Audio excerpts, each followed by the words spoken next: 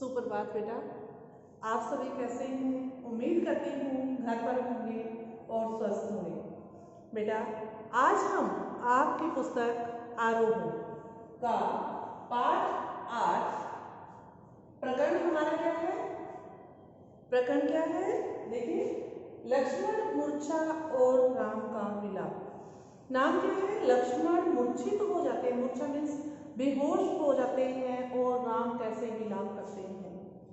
क्योंकि राम और लक्ष्मण का जो प्यार है वो इस कविता में दिखाया गया है कि किस प्रकार राम और लक्ष्मण, जब श्री राम जी को वनवास के लिए बोला जाता है तो सबसे पहले लक्ष्मण जी आते हैं और जाने की जिद करते हैं कि भैया मैं आपको अकेले नहीं छोड़ सकता, ठीक है। और साथ में ही राम के वन में जाते हैं और वहां पर किस तरह उनकी देखरेख करते हैं, माता सीता की देखरेख करते हैं। किस प्रकार जब सीता का हरण हो जाता है उससे पहले लक्ष्मण रेखा खींचते हैं कि भाभी इससे आगे आप मत जाना, लेकिन सीता एक मुनि समझकर वो लक्ष्मण रेखा पार कर जाती है, क्योंकि वो समझती है कि हमारे अगर दरबार पे, अगर हमारे घर पर कोई आया है और वो भूखा रह जाए तो ये सीता माता को पसंद नहीं था, ठीक है। इसीलिए वो जो लक्ष्मण रेखा खींच कर गए थे उन्होंने वो पार की और सीता का हरण हो गया। जब सीता का हरण हो जाता है तो राम और लक्ष्मण दर दर भटकते फिरते हैं। जैसा कि अब हाल ही में आपने रामायण भी दोबारा से टेप पर देखी होगी, उसमें आप सबने यह देखा होगा जो मैं आपको बता रही हूँ। फिर जब दर दर भटकते हुए उनको पता चल जाता है कि जो सीता है वो रावण जी के पास है, क्योंकि हनुमान जी सीता माता की खोज करके लेके आए थे और उन्होंने बताया कि सीता लंका के उस पार है, और राम जी सारे वानर सेना को लेकर सीता की खोज में चल पड़ते हैं। और उसी दौरान जब वो लंका के बिल्कुल पास में होते हैं, नदी पर रुकते हैं या समुद्र पर रुकते हैं, तो वहां पर ही जो युद्ध होता है, तो उस युद्ध में जो लक्ष्मण जी हैं वो मूर्छित हो जाते हैं। और जब लक्ष्मण मूर्छित होते हैं तो राम किस प्रकार विलाप करते हैं, किस प्रकार रोते हैं, उनकी कौन कौन सी बातें याद करके उनको ये होता है कि माँ को मैं क्या जाकर वापस जाकर मैं उनको क्या कहूँगा कि किस प्रकार में वो मेरे साथ आए थे, किस प्रकार उन्होंने मेरी रक्षा करते हुए अपने प्राणों को दे दिया। तो ये सारी बातें वो याद करके विलाप करते हैं, रोते हैं। और तब हनुमान जी उनको बोलते हैं कि प्रभु, जैसे आपको पता है हनुमान जी किनके भक्त हैं? श्री राम जी के। तो वो तसल्ली देते हैं श्री राम जी को, प्रभु आप विश्वास रखिए और मैं संजीवनी बूटी लेकर आऊंगा और लक्ष्मण जी बिल्कुल ठीक हो जाएंगे। इसमें वही सारी चीजें बताई गई हैं कि जब संजीवनी बूटी लेने के लिए हनुमान जी जाते हैं तब क्या होता है, वहां पर सुग्रीव लोग या जो भी उनको किस प्रकार पकड़ लेते हैं, कैसे वो उनसे छुटकारा पाकर आते हैं और लक्ष्मण जी ठीक हो जाते हैं। ये सारा संवाद है, जैसा मैंने बताया था, किसका? लक्ष्मण मूर्छा और राम का विलाप है। ही लक्ष्मण मूर्छित हो जाते हैं तो राम किस प्रकार से रोते हैं, विलाप करते हैं, मीन्स तरह तरह की बातें याद करते हुए कहते हैं। तो ये आपको ध्यानपूर्वक सुनना है, उसके लिए आपको आरोह की पुस्तक निकालनी है और पेज नंबर आपको 49, पेज नंबर 49 आपको निकालना है। रामचरितमानस में मानस के लक्ष्मण मूर्छा और राम का विलाप का इसमें करुण चित्रण किया गया है। करुण मीन्स दया का। हनुमान जी संजीवनी बूटी लेकर जा रहे थे, उस समय का यहाँ पर वर्णन है। लक्ष्मण मूर्छा और राम का विलाप आपको नाम पता है? अब देखिए, सबसे पहले हम दोहा पढ़ेंगे तव प्रताप उर्वाला, उसके बाद हम इसके कठिन शब्द बताएंगे, उसके बाद एक एक लाइन की हम व्याख्या करेंगे, क्लियर बेटा? ध्यान पूर्वक आप सुनोगे तो बड़ा अच्छा इसमें कर पाओगे। कोई इसमें हार्ड नहीं है, इसमें अवधी भाषा का प्रयोग किया गया है। ध्यान पूर्वक आपको सिर्फ सुनना है। अगर आप सुनोगे सच में आप अच्छा कर पाओगे। देखिए, तब मीन्स तुम्हारा, और मीन्स हृदय, दिल, जेहूं जाऊंगा, अस ऐसा, पद चरण, पैर या पांव, बाहुबल, बाहु मीन्स बाजू और बल मीन्स शक्ति, बाजुओं की शक्ति, गुण गुण, प्रीति प्यार, महु में, पुनि पुनि बार बार या फिर, प्रताप बल, राखी रखकर, तुरंत उसी समय या अभी, आयसु आज्ञा, बंधी वंदना करना, प्रार्थना करना, शील शील या स्वभाव, अपार असीम या अनंत, जिसकी कोई सीमा न हो, असीम, सराहत सराहना कर रहे थे, तारीफ कर रहे थे, उसकी बड़ाई कर रहे थे। पवन कुमार, पवन पुत्र अर्थात हनुमान जी। इसके जो ये 4 लाइनें हैं, इसके आपने अभी शब्दार्थ सुने।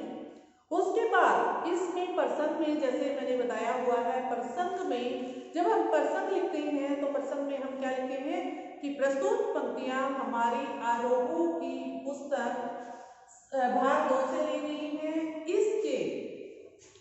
इसके पाठ का नाम क्या है?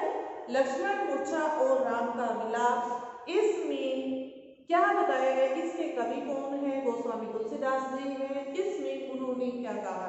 इसमें क्या कहा है? जैसे मैंने आपको बताया कि जब लक्ष्मण जी मूर्छित हो जाते हैं और राम जी रोते रोते कौन कौन सी बातें याद करते हैं, इसका इसमें वर्णन है। अब आपको आराम से सरलार्थ को सुनना है। शब्दार्थ मैंने आपको बताई है। शब्दार्थ एक बार अगर आप चाहो तो मैं दोबारा से बता सकती हूँ। ठीक है बेटा, ध्यान से सुनने हैं आपको।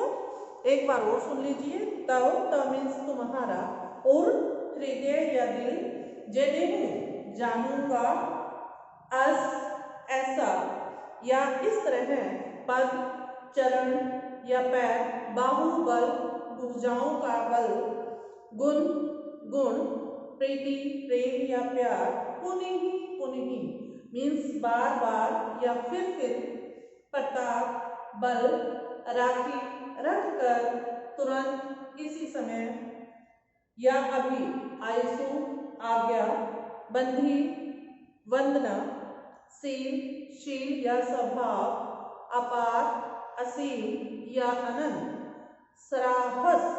सराहना कर रहे थे, तारीफ कर रहे थे या बड़ाई कर रहे थे। पवन कुमार, पवन पुत्र अर्थात हनुमान जी। अब आपने शब्दार्थ सुने, अब आपको व्याख्या सुननी है। ठीक है, ध्यान से आपको सुनना है, जब भी आप कर पाओगे। ठीक है। तब प्रताप उर राखी प्रभु, तब प्रताप उर राखी प्रभु, जेहू नाथ तुरंत, अस कही आयुष पाई पद, बंदी चले हनुमंत, भरत बाहुबल शील गुण, प्रभु पद प्रीति अपार, मन महु जात सराहत पुनि पवन कुमार। पवन कुमार इनके शब्दार्थ मैंने बताए थे, जैसे तो तुम्हारा और दिल।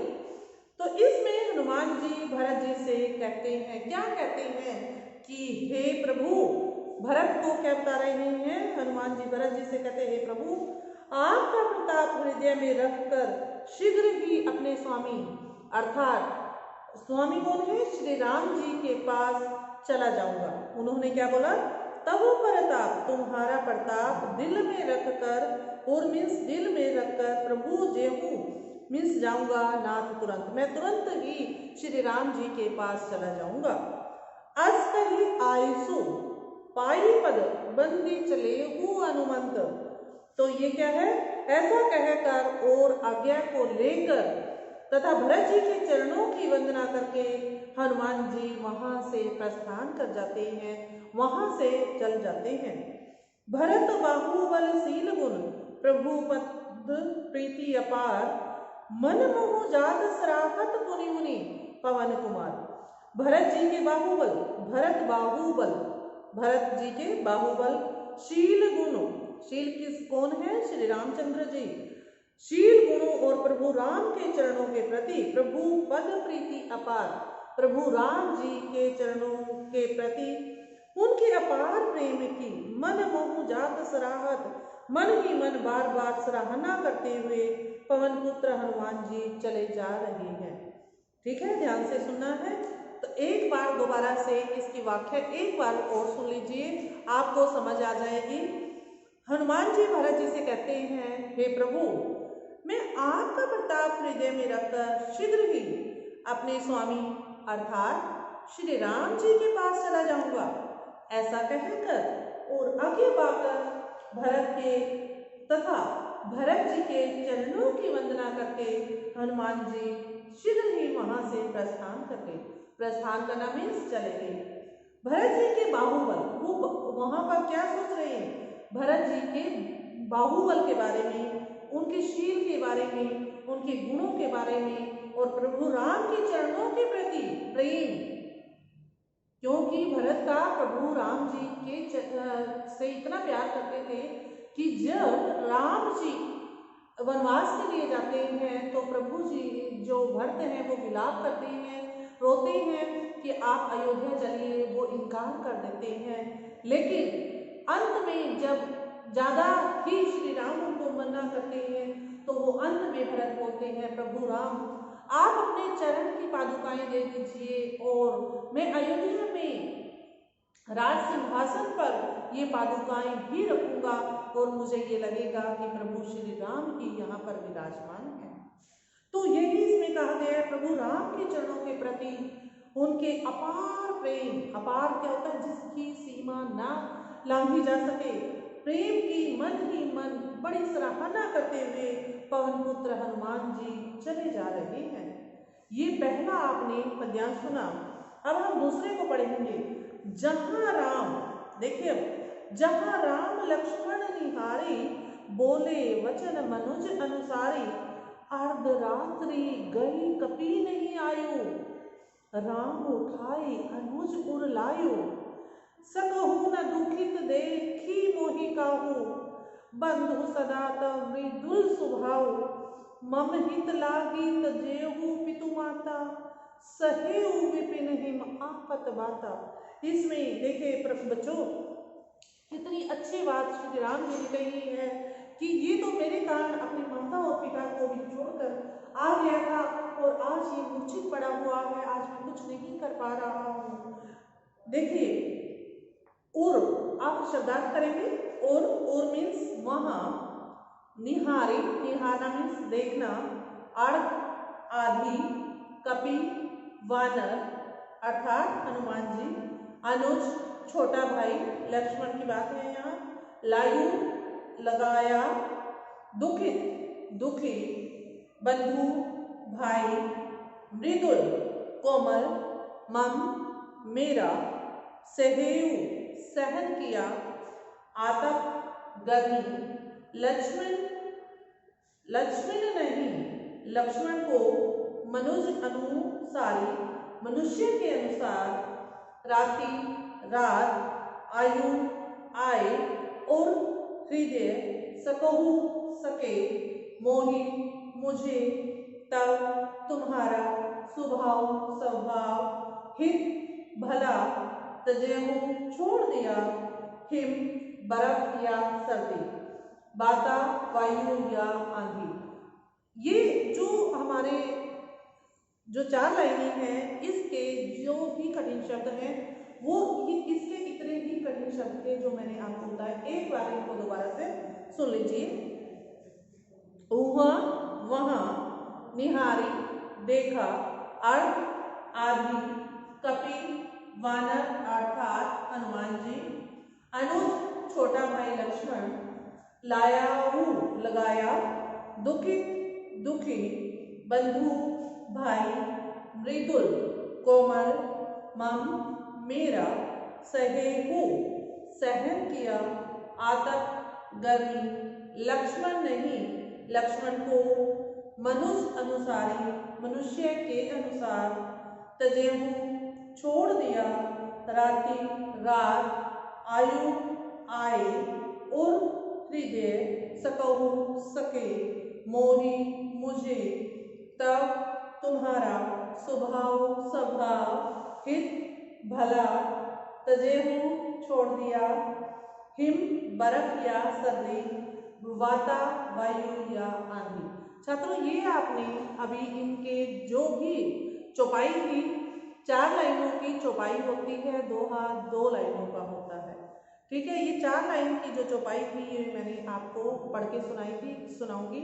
अभी हमने इन चौपाइयों के जो कठिन शब्द थे इनमें वो आपको बताए। अब हम चौपाई का अर्थ जानेंगे।